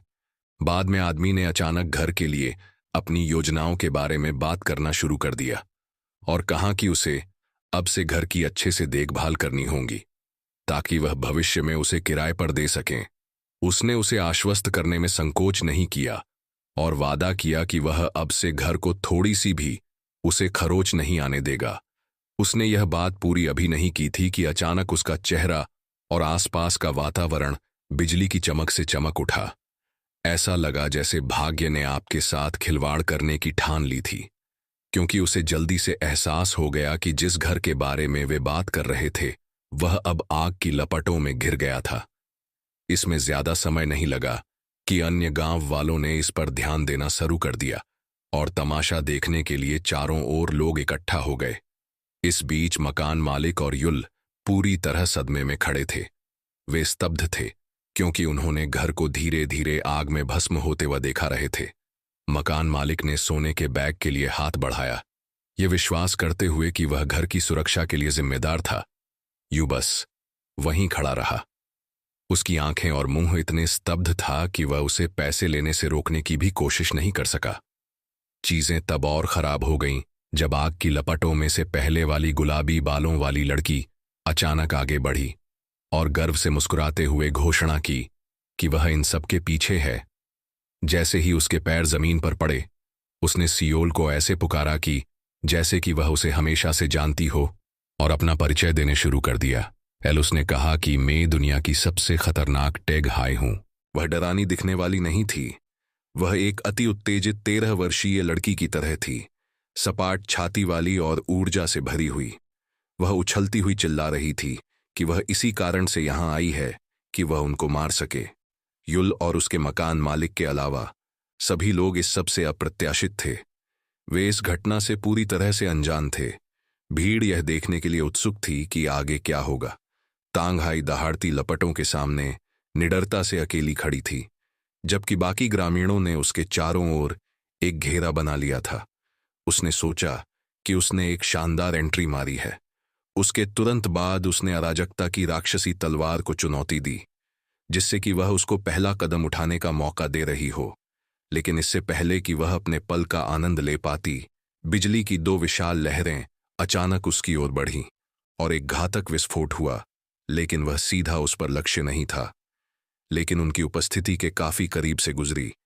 सियोल ने यह स्पष्ट कर दिया कि वह तांग को वहीं पर समाप्त कर सकती है, लेकिन इस बार उसने निष्पक्ष रूप से खेलना चाहती है और वह उन सभी को खत्म कर देगी जो उसके पति की बेइज्जती करेंगे और उनको साथ में नहीं रहने दे रहे हैं। हालांकि पीछे हटने के बजाय तांग ने मुस्कुराया। उसका आत्मविश्वास जल्दी ही वापस लौटा और घोषणा की कि वह सियोल का सामना करने के लिए पूरी तरह से तैयार है। उसने कहा कि उसने लंबे समय से लूनर तलवार नहीं देखा है। उसने एक चुनौतीपूर्ण मुस्कान के साथ यह स्पष्ट करते हुए यह बताया कि वह पहले से ही अपने प्रतिद्वंद्वी से परिचित है। लेडी सियोल ने एक चमकदार सफेद आभा और प्रकाश की चमक से घिरी हुई आगे बढ़ती रहती है, और उसके आगे अति आत्मविश्वासी सपाटी छाती वाली बच्ची खड़ी थी। उसके शरीर से हरे रंग की ज्वाला जैसी ऊर्जा निकल रही थी। उसका सामना करने के लिए वह भी इंतजार कर रही थी। टैंग हाई ने उम्मीद नहीं की थी कि वह उसे पकड़ने के लिए वह यह काम करेंगी, या फिर वह कम से कम सील से टकराने कर दिखावा करेंगी। लेकिन वह अभी भी यह मानती है कि सियोल को संभलना उसके लिए कोई बड़ी बात नहीं है और उसके के लिए यह कोई चुनौती नहीं है। सियोल एक पल के लिए रुक गई। स्पष्ट रूप से टैंग से वह परेशान थी, जो एक अति उत्साहित बच्चे की तरह बड़बड़ा रही थी। सियोल उसके अंदर जलन के भाव देख रही थी। बाद में टैंग ने और अधिक समय बर्बाद न करने का निर्णय लिया और उसे दिखाएगी कि वह वास्तव में क्या कर सकती है। उसने यह काम पूरे आत्मविश्वास के साथ ही उसने अपना गुप्त कदम उठाया। उसका यह पूरा इरादा है कि वह सियोल को एक ही झटके में खत्म कर देगी था। टैंग के दुर्भाग्य से उसकी योजना उस पर हाई बैकफायर कर जाती है और उसका आधा शरीर जमीन में गड्ढा हैच जाता है। आसपास के वही उस घर की आग को बुझाते हैं। वही मकान मालिक उसे अपने घर का भुगतान करवाना चाहता था। इसके बजाय युल यह पता लगाने पर अधिक ध्यान केंद्रित कर रहा था कि यह अतिस्क्रिय बच्ची अचानक यह क्यों आई है और उसने उसके घर को क्यों जला दिया और साथ उसकी हत्या करने की कोशिश की। तांग को पकड़े जाने के बावजूद उसने यह सब कुछ स्वीकार करने से मना कर दिया। उसने मानो ऐसा व्यवहार किया कि जैसे वह खुद इन सब से पीड़ित है और अराजकता की दानव तलवार उसे परेशान कर रहा था। लेकिन वास्तव में यह उसकी योजना का हिस्सा था, क्योंकि एक शक्तिशाली अमीर परिवार की उत्तराधिकारी तांग थी। बिना लड़े वह हार मानने वालों में से नहीं थी, इसलिए वह बस कुछ समय खरीदना चाहती थी ताकि वह वो सब कुछ कर सके जो वह करना चाहती है। तभी कोई अचानक आसमान से लैंडिंग करता है। यह निश्चित रूप से तांग की साथी थी, जो एक कुशल मार्शल कलाकार भी थी। तभी ही तांग चिल्लाया और कहा कि आगे आओ, मेरी सहायता करो। वही सियोल ने शांति से अपना हाथ उस महिला के सिर पर रखा और अपनी ताकत का उपयोग करके उसे जमीन में दफना कर दिया, जैसे कि उसने तंग को दफना दिया था। वही युल को विश्वास नहीं कर पा रहा था कि सियोल ने अकेले ही इन 2 तथाकथित कुशल महिलाओं को इस तरह के एक तरफा युद्ध में कैसे हरा दिया। बाद में जब अराजकता शांत हो गई तो युल ने उन दोनों से यह जानने के लिए सवाल किया कि उन्होंने यह सब परेशानी क्यों पैदा की। टैंग अभी भी अपनी ही गलतफहमी में भरी हुई थी। उसने साहसपूर्वक दावा किया कि वह सिर्फ एक नायक के रूप में अपना कर्तव्य निभा रही थी और दुनिया को उसके सबसे बड़े दुश्मन से बचाने की कोशिश कर रही थी। उसने बताया कि वह आपने घर पर नहीं था, तो उसने एक सरल रणनीति बनाई और घर को जला दिया ताकि वह वापस आ जाए। यह एक ऐसा बयान था जो निश्चित रूप से मकान मालिक को पसंद नहीं आया, जो उसके बारे में यह सुनकर खुश नहीं हुआ था। उसकी यह विनाशकारी योजना सुनकर वह कुछ क्षण लिए यूल पूरी तरह से चौंक गया। जब टैंग ने उनके अनगिनत अफवाहों में से एक को सामने लाया जो उसने हाल ही में सुनी थी, उसने दावा किया कि अराजकता की तथाकथित दानव तलवार ने सियोल के माता पिता को बंधक बना लिया है और उसे वह सब करने के लिए मजबूर कर रहा था जो वह चाहता है। टैंग ने यह भी बताया कि उसके यहां आने का एक कारण था, सियोल को बचाना और साथ ही उसके माता पिता को भी आजाद करना। वही यूल के दिमाग में यह बात सुनकर अचानक हलचल मच गई। उसे वह कुछ ठीक नहीं लग रही थी। वह कुछ ही क्षण पहले टैंग सियोल को मारने की कोशिश कर रही थी और अब यह दावा कर रही थी कि वह कुछ अफवाहों के कारण उसे बचाने के लिए यहां आई है। इसका यही मतलब है कि टैंग के अपने असली इरादों को छुपा रही थी। लेकिन उसके आश्चर्य की बात यह है, उसकी सहायक, जिसे वह गर्व से मूक दानव कहती है, उसने ने पहले ही सच्चाई उगलने का फैसला किया। सहायक ने यह स्पष्ट रूप से खुलासा किया कि टैंग का वास्तविक लक्ष्य चंद्र तलवार थी, न कि युल। यह सुनकर तांग स्पष्ट रूप से घबरा गई और अपने सहायक को चुप कराने की कोशिश कर रही थी। उसने अपने लंबे बालों को झटके से महिला के चेहरे पर मारा ताकि वह बात करना बंद कर दे। टेंग ने कहा कि तुम मेरी सहायक हो ना कि उनकी। उसने तांग को होश में लाने के लिए हताश होकर फुसफुसाया, लेकिन सहायक ने उसे पूरी तरह से नजरअंदाज कर दिया और सिर्फ सच उगलती रही। मूक राक्षस ने उसके पहले के हमले को दिखा और के बाद उसकी की स्थिति को देखा और स्वीकार किया कि वह भी न केवल तांग की हार का बदला लेना चाहती है, बल्कि कि खुद का नाम भी बनाने के लिए भी उसके पीछे पड़ी डटी थी। हालांकि वह जानती थी कि वह प्रसिद्ध चंद्र तलवार का स्थान लेने के लिए वह पर्याप्त मजबूत नहीं थी, इसलिए उसने अभी तक कोई कदम उठाने की हिम्मत भी नहीं हुई थी। युला को यह देख आश्चर्य हो, क्योंकि महिला ने घोषणा की कि वह भी वही अफवाहें सुनने के बाद ही वह यहां आई थी। उसने यह योजना बनाई कि वह एक पत्थर से दोनों पक्षियों को मारकर वह खुद का नाम बनाने की योजना बना रही थी। यह पूरी कहानी सुनकर युल परेशान होगा और उसने सियोल की तरफ देखा। वे दोनों कंफ्यूज थे कि क्या वे केवल मास्टर और डिसिपल हैं या फिर अजनबी जो केवल अपने बारे में ही परवाह करता है। इसके बाद में टैंग अब अपमान को और अधिक सहन करने में असमर्थ थी। उसने अचानक से एक चीख निकाली, जिससे ऐसा लगा कि जैसे किसी ने उसके पीछे कोई नुकीली चीज गड्ढा दी हो। बाद में टैंग ने आखिरकार सब कुछ स्वीकार करना शुरू कर दिया, जिसकी बारे में उसकी बॉडीगार्ड ने उसके बारे में बताया था। उसने इन सब चीजों की पुष्टि की। उसने यह कबूल किया कि सियोल की अधिक शक्ति ने उसे अपमानित किया था, बल्कि उसे यह एहसास भी कराया था। साथ ही उसने आगे कहा कि उसके जैसे अनगिनत लोग हैं जो उससे बदला लेने के लिए किसी भी मौके की तलाश में हर एक सेकंड को गिन रहे हैं ताकि वह अपना बदला ले सकें। वही दूसरी ओर से सियोल ने न तो अपनी प्रतिष्ठा का बचाव करने के लिए और न ही अपने असली इरादों को समझाने के लिए कुछ भी कहने की जहमत उठाई। तभी टैंग ने अपनी कम भरोसेमंद सहायक को यह से चले जाने का आदेश दिया, इससे पहले कि चीजें और खराब हो जाएं और बाद में वे अपनी बैकअप योजना पर आते हैं। उसने बातूनी दानव को कहा, लेकिन उसने सहयोग करने की रुचि नहीं दिखा रही थी। हालांकि जब तांग लगातार दबाव डाल रही थी तो वह अचानक जीवित हो उठी, अपनी कब्र से छलांग लगाई और एक तेज गति से खुद को मुक्त कर लिया। उसने पहले तो यूल की तरफ चली गई। इस अचानक के हुए हमले से यूल असमंजस में था। वही सियोल को भी इसकी उम्मीद नहीं थी। उसने अपनी तलवार निकाल, लेकिन वह उनको झोट नहीं पूछना जाती थी। वही वह पलक झपकते ही वह एक चट्टान के ऊपर प्रकट हुई और उसके पास कोई और भी खड़ा था। वह तांग का व्यवहार फिर से बदलना शुरू हो गया था। उसने कहा कि उसी के कारण उसे यह गंदा काम करना पड़ रहा। वही मूक दानव ने अचानक कहीं से एक 100 वर्षीय दादी को बाहर निकाला और उसके गले पर चाकू रख दिया। वही यूल ने ऐसी प्रतिक्रिया दी कि जैसे वह उस बूढ़ी औरत को पहचान लिया हो, जैसे वह उससे वास्तव में परिचित हो। यह देखकर तांग के अंदर फिर से आत्मविश्वास वापस आ गया। उसने तुरंत आत्मसमर्पण करने के लिए यूल पर चिल्लाया और कहा कि वह इससे पहले कि वह उसके खिलाफ अपने कीमती बंधक का इस्तेमाल करने के लिए उसे मजबूर न करे। लेकिन टैंग के दुर्भाग्य से वह वास्तव में नहीं जानता था कि वह दादी कौन है। उसे बस उसके लिए दया आ गई। यह सुनकर माहौल भारी हो गया और हवा में एक अजीब सी खामोशी में भर गया। हर कोई उसे सदमे में देख रहा था। हालांकि टैंग ने इसे नहीं देख। उसने सोचा कि यह तथाकथित राक्षस तलवार सिर्फ दादी को नहीं जानने का नाटक कर रहा था। वह सोचती है कि वह उसको अपने हाथों से बाहर निकालने देना चाहता है और वह उसके ऊपर से हाथ न खो दे। बाद में टैंग ने चिल्लाया, और कहा कि यह तुम्हारी मां है जिसने तुम्हें जन्म दिया। तुम कैसे कह सकते हो कि तुम उसे नहीं जानते? यूल ने अपने बदसूरत चेहरे को अजीब तरह से खरोंच दिया और वह फिर दुखी दिखाई दिया। एक पल के संकोच के बाद आखिरकार उसने कहा कि मेरी मां मर गई है। जब मैं केवल 5 वर्ष का था तब उनकी मृत्यु हो गई।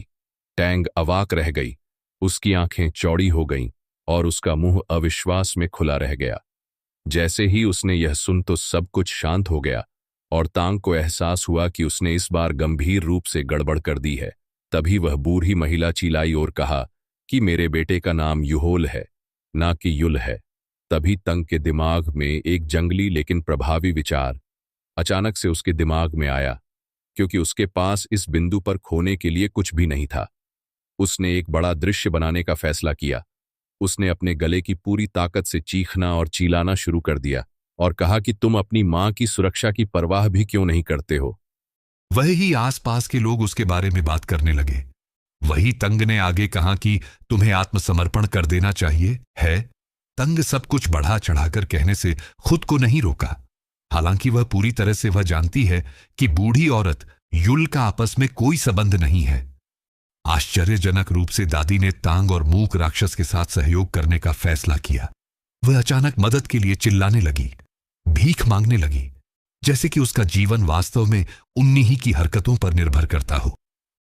युल अचानक उनके जाल में फंस गया। युल इस अजीब तरह के कपागलपन को खत्म करना चाहता था, लेकिन साथ ही में वो आत्मसमर्पण भी नहीं करना चाहता है। वह इस तरह से अपने जीवन को बर्बाद नहीं कर सकता है। तभी तांग की योजना काम करने लगी। शोरगुल ने भीड़ को तुरंत इकट्ठा कर लिया। वही आसपास के लोग युल की बुराइयां करने लगे। लोग आपस में यह बात करने लगे और बोलने लगे कि यहां किस प्रकार का आदमी है जो खुद की जिंदगी बचाने के लिए अपनी मां से सारे संबंध तोड़ रहा है। युल भी यह अंदर ही अंदर जानता है कि यह दादी उसकी कुछ नहीं लगती है, लेकिन भीड़ की यह बात सुनकर उसको खुद पर संदेह होने लगता है। वह सोचता है कि क्या यह सच में उसकी दादी है। युल पर लोगों द्वारा और अधिक दबाव पड़ने पर वह सोचता है कि उसे तांग की बात मान लेनी चाहिए या नहीं माननी चाहिए। वही तांग का प्लेन 2 धारी तलवार की तरह काम करता है, क्योंकि कुछ लोग उसी का मजाक उड़ने लगते हैं और कहते हैं कि वह तो पॉइजन फिनिक्स है ना, साथ ही यह एक नोबल फैमिली की भी हेड है। ऐसी बातें सुनकर अब टांग के लिए भी इन सभी बातों को संभालना मुश्किल हो गया था। यह सब उसी के कर्मों का फल था। वही वह 13 साल की बच्ची इन सब बातों को झेल नहीं पाती है, तो उसने निश्चय किया कि वह अब एक्शन लगी और उसने अपना आधा शरीर मिट्टी से निकाल लिया और फिर जोर से युल और सिविल का नाम चिल्लाती है। इस पर वे दोनों उसको देखने लगते हैं और सोचते हैं कि उनकी मुसीबत बढ़ाने वाली बच्ची वापस आ गई है, लेकिन वह इस बार वह बात करने के मूड में नहीं लग रही थी। इसके बजाय वह इस मामले को एक बार में खत्म करना चाहती थी। उसने पता नहीं कहां से 8 नुकीली सुइयां निकाल ली। यह देखकर यूल पूरी तरह से हैरान हो गया। वही वह कुछ समझ पाता और बच पाता उससे पहले ही तांग कूदकर उसके ऊपर नुकीली तीर से हमला कर दिया। वह भी सीधी यूल के ऊपर। जैसे कि हम सब लोग जानते हैं कि सियोल इस हमले को रोक देती है, जैसे कि वह उसके लिए कुछ भी ना हो। लेकिन यह सब सियोल को बेवकूफ बनाने के लिए एक नाटक किया गया था, क्योंकि असली खतरा तो उसके पीछे था, क्योंकि तंग की बॉडीगार्ड ने पीछे से हमला कर दिया, लेकिन उसने जैसे तैसे सियोल ने उनको भी रोक लिया। लेकिन उसमें से एक तीर सीधा यूल पर जाकर लगता है। यूल, जो इससे अनजान था, उसको इन तीरों से बचने का मौका भी नहीं मिलता और वह सीधे उसके अंदर चली जाती है। जब तक उसे यह एहसास हुआ, उसने सोचा कि उसे कम से कम इसे बचने की कोशिश तो करनी चाहिए थी। यहां देखकर सियोल को अपनी आंखों पर विश्वास नहीं हुआ। वह वैसे ही खड़ी रह गई। उसको ऐसा लग रहा था जैसे उसका दिल टूट गया हो, क्योंकि उसका होने वाला पति अभी मार रहा है। वह सोच रही थी कि यह सब उसकी गलती की वजह से हुआ, क्योंकि उसने अपने दुश्मनों पर और अधिक दया नहीं दिया। वह अपने आप को ही इन सब का जिम्मेदार बताने लगती है। पॉइजन तीर हमारे नायक के शरीर से गली की तरह शरीर के बाहर निकल गया था। वही सियोनल तुरंत हमारे युल के पास जाती है और उसको पकड़ लेती है। वही लैंडलॉर्ड भी उसके पास आता है। वे दोनों सोच रहे थे जैसे कि यह हमारे युल का अंतिम समय हो। वही सियोल, जो अभी भी अपने आप को दोष देने से नहीं रोक पा रही है, उसकी आंखें दुख से भर गईं। मैं सोच रही थी, वह यदि थोड़ा पहले इस छुपे हुए हमले को पहचान लेती तो यह सब नहीं होता। जब सियोल ने युल को ध्यान से देखा तो उसे ऐसा हुआ कि यह कोई अभी मरने वाला व्यक्ति नहीं है। वही युल को भी कोई दर्द महसूस नहीं हो रहा था। वही युल सियोनल से कहता है कि वह पूरी तरीके से सही है, बस उसको थोड़ी कमजोरी महसूस हो रही है। इस पर सियोल को कसकर गले से लगा लेती है। वह रोते हुए उसके साथ लिपट जाती है, क्योंकि कि उसका बदसूरत पति अभी सही है। यूल भी सियोल को गले से लगाता है और उससे माफी मांगता है कि उसने उसको इतनी परेशानी किया। वहीं लैंडलॉर्ड अभी भी सदमे में था, इसलिए नहीं कि यूल अभी जिंदा है, बल्कि इसलिए क्योंकि उसने साफ साफ देखा था कि उनके अंदर से तीर गई थी। लैंडलॉर्ड के दिमाग में भी यही सवाल था। वे दोनों यही सोच रहे थे कि इतना सब कुछ होने के बाद भी वह सही सलामत कैसे हैं। युन ने बताया कि उसे यह महसूस हुआ था। उसने सोचा कि है सिर्फ एक मामूली नीडल है, इसीलिए उसने मान लिया कि वह सही है। यहां बातें तंग सुन रही थीं। उसने उनकी उम्मीदों को तोड़ते हुए कहती है कि वह नीडल सबसे ज्यादा जहरीली है, जिसे आज तक कोई नहीं बच पाया है। बाद में वह अपने हाथों में एक कांच की बोतल में उस जहर को दिखाती है और उसका नाम बताती है। उसका नाम सुनकर युल तुरंत में हरकत में आ जाता है, क्योंकि यह तंग क्लैन का सबसे खतरनाक जहर है। वह उसको बताती है कि उसका पॉइजन उसके शरीर में फैलना शुरू कर दिया होगा और वह जल्द ही तुम्हारे कोर में पहुंच जाएगा और तुम्हारी एक दर्दनाक मौत होगी। वही युल को अभी तक भी कुछ महसूस नहीं हुआ था, लेकिन यह सुनकर उसको आश्चर्य बहुत हुआ। मैं सोच रहा था कि यह इकलौता पॉइजन कितना जहरीला होगा। अब यह जाकर टांग अपना असली मतलब उनको बताती है कि इस पॉइजन को और भी ज्यादा खतरनाक, उनकी शरीर की आंतरिक शक्ति की वजह से पॉइजन का असर कई गुना और खतरनाक हो जाता है। यह सुनकर उसे समझ आता है कि उसे अभी तक कोई दर्द क्यों महसूस नहीं हुआ। वह सोचता है कि मेरे जैसी आदमी के पास, जिसके पास कोई भी इंटरनल एनर्जी नहीं है, उसके लिए यह पूरी तरीके से बेकार है। वह सोचता है कि उसके जैसे किसी आदमी लिए यह पॉइजन कुछ भी नहीं है। यह कोई सिगरेट पी ले और वह उम्मीद करता है कि वह आदमी मर जाएगा। वही तंग सोचती हैं कि एक ऐसा आदमी जिसको रक्षा की तलवार भी कहा जाता है, उसके पास कितनी इंटरनल एनर्जी होगी, तो इससे यह पॉइजन तो 100 गुना से भी ज्यादा खतरनाक हो गया होगा। टांग वहीं पर खड़ी होकर उसके मरने का इंतजार करने लगती है। वह सोचती है कि किसी भी समय मार सकता है, लेकिन युल को कुछ भी नहीं होता है। वही युल को भी तक कुछ भी महसूस नहीं हुआ। उसे इनता ही महसूस हुआ कि जैसे किसी ने उसको सुई लगा दी हो। अब तंग को यह संदेश होने लगता है, क्या उसने कोई गलती तो नहीं की है, या फिर यह जहर ही नकली है। यदि वह असली होता तो उसे कम से कम कोई असर तो दिखना चाहिए था। यह सब चल ही रहा था। मकान मालिक वहां से चला जाता है ताकि वह कोई दवा ला सके। यदि किसी और को कुछ हो जाता है तो वही सियोल फिर से रोने लगती है और कहती है कि उसकी गलती की वजह से तुम सचमुच में मर सकते थे। कहीं थोड़ी ही दूर पर टैंक अपनी निडल को देख रही थी। वह सोच रही थी कि शायद उसने नीडल को जहर लगाना भूल गई होगी। यदि ऐसा नहीं है तो उसे कुछ असर क्यों नहीं हुआ। वह उस जहर की बोतल की ओर भी देखती है और सोचती है कि उसने शायद किसी और चीज का इस्तेमाल कर लिया होगा, या फिर यह सच में उसके ही क्लैन का जहर है। वह अपने संदेह को दूर करने के लिए खुद पर इसका इस्तेमाल करने की कोशिश करती है और वह अपनी उंगली पर एक छोटी सी नीडल लगा लेती है। वही यूल और सियोल को यहां से जाने में थोड़ा समय लगता है कि यह जिज्ञासु बच्ची क्या कर रही है। वही तंग ने जैसे ही अपनी उंगली पर नीडल लगाई तो वह तुरंत बेहोश हो गई। उसको वही दर्द महसूस हुआ जो वह उनको महसूस करवाना चाहती थी। उसको इस बात का तो यकीन हो गया कि यह जहर असली है। कुछ दिनों बाद किसी अज्ञात जगह पर टैंक अपनी आंखें खोलता है। उसको यह याद आने में ज्यादा समय नहीं लगा कि पिछली रात को क्या हुआ था, और वह जल्दी से खड़ी हुई और बोली कि मैं कहां हूं। वही यूल उससे कुछ ही दूर पर बैठा हुआ था। उसने ज्यादा ध्यान नहीं देते हुए बताया कि तुम्हें गांव की क्लिनिक में हो। वही तंग ने ऐसा सोचा था कि वह डीमन लॉर्ड की तलवार को देखेगी, लेकिन यूल ने उसको चढ़ाते हुए कहता है कि तुम्हारे गिनने के बाद क्या हुआ, यानी एक अजीब सा मुंह बनाते हुए बोला कि अब वह हिसाब करना बाकी है जो तुमने पहले किया था। यह सुनकर टांग पूरी तरीके से चौंक गई, क्योंकि थोड़े से जहर ने ही उसकी क्या हालत कर दी थी। वही वह सोच रही थी कि यूल को तो पूरी नीडल लगी थी, उसे क्यों कुछ नहीं हुआ। वह सोचती है कि उसने सबसे हाई लेवल की ट्रेनिंग को पूरा कर लिया होगा, वह भी इतने अच्छे से कि उसका जहर भी उसके ऊपर कोई काम नहीं करता है। यह कारनामा कोई बड़ा आदमी ही कर सकता है। तंग यह सब गलत समझी थी और वह हमारे यूल से पूछती है कि उसने उसको जिंदा क्यों छोड़ा, और उसने आगे कहा कि मैं तो तुम्हें कई बार करने की भी कोशिश की है।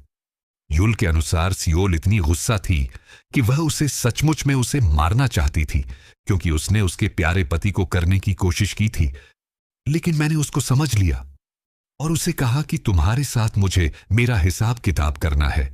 तंग यह सुनकर पूरी तरीके से चौंक जाती है, क्योंकि वह उसके सामने एक छोटी बच्ची की सिवाय कुछ नहीं है। वह सोचती हैं कि इस आदमी के सामने लूनर स्वॉर्ड ने भी अपने हथियार डाल दिए हैं, तो मैं उसके सामने क्या कर सकती हूं। वह अपनी भाग्य को स्वीकार करती है और वह इस तरह की बेइज्जती को बिल्कुल भी पसंद नहीं करती है। वह सोचती है कि उसने यह सब काम स्वॉर्ड किंग बनने के लिए किए थे, लेकिन वह अंत में एक नौकरानी बनकर रह गई।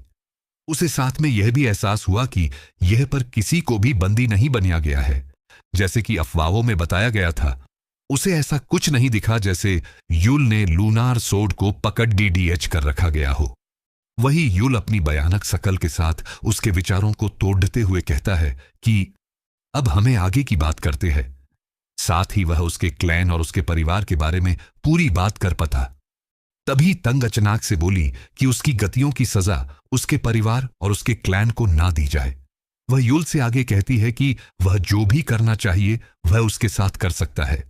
इस पर यूल बोला कि उसे उस घर के 10,000 गोल्ड कॉइन चुकाने होंगे, क्योंकि उसने उसके घर को जलाया था और था ही उसे और भी धन खर्च करना हो। इस पर तंग तुरंत मान जाती है, क्योंकि वह इसे आसानी से चुका सकती है। लेकिन इसमें एक दिक्कत है, क्योंकि उसको पहली पेमेंट अभी देनी होगी, लेकिन भी उसके पास एक गोल्ड कॉइन भी नहीं है।